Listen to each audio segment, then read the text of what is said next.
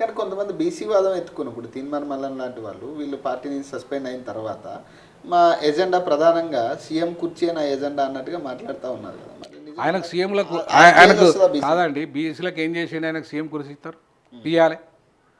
ఏం త్యాగం చేసిండు ఆయన బీసీలకు? ఒక్క మాట చెప్పండి. ఆయన సగం రెడ్డి, ఆయన కాపు, బీసీగానే కాదు.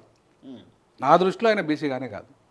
ఓ పోనీ బీసీల కోసం ఏం చేసిండని ఆయనకు ముఖ్యమంత్రి పదవి ఇవ్వాలి చెప్పండి. మరి ఆయన బీసీ ఎజెండాయే కదా ఇప్పుడు ఎత్తుకునేది కూడా. చెప్పండి నాకు ఒకటి మీరు ఒక జర్నలిస్టు, ఆయన బీసీల కోసం ఏం చేసిండో అడగండి ఆయన.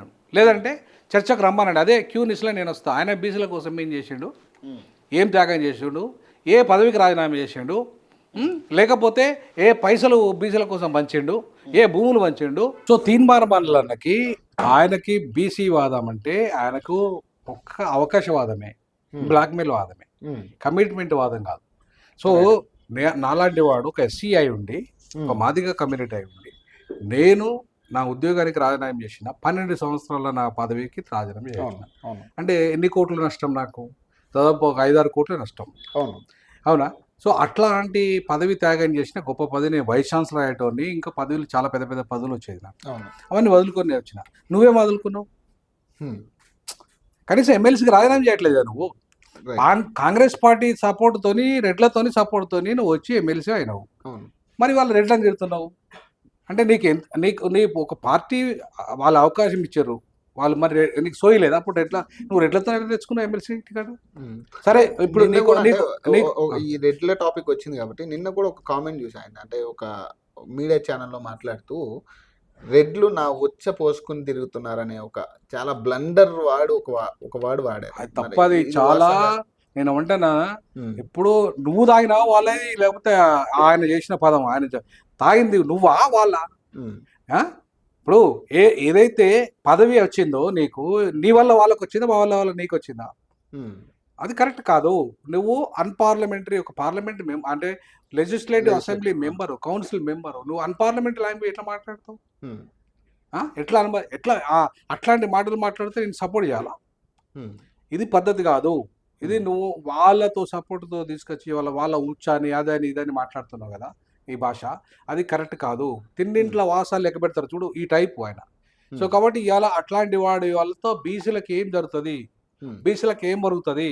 ఒక బ్లాక్ మెయిలర్తోని బీసీలకు ఏం మేలు జరగదు. ముఖ్యమంత్రి పదవి అసలే రాదు.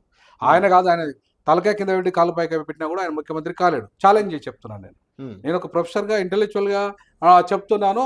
నువ్వు అట్లాంటి విధానాలతో రాలేవు. ఒక ములాయం లాగా, ఒక లాలు లాగా, లేకపోతే ఇప్పుడు తమిళనాడులో ఒక స్టాలిన్ లాగా ఇవాళ ఒక బీసీ సమాజం కోసము నువ్వు త్యాగాలు చేసి, ఒక ఉద్యమాలు చేసి, జైలు పాలై వాళ్ళ జీవితాలు బాగు చేయడానికి వాళ్ళు చేసిన త్యాగాలు, ఉద్యమాలు, వాళ్ళ పోరాటాల వల్ల ఇవాళ వాళ్ళు ముఖ్యమంత్రులు కాగలరు.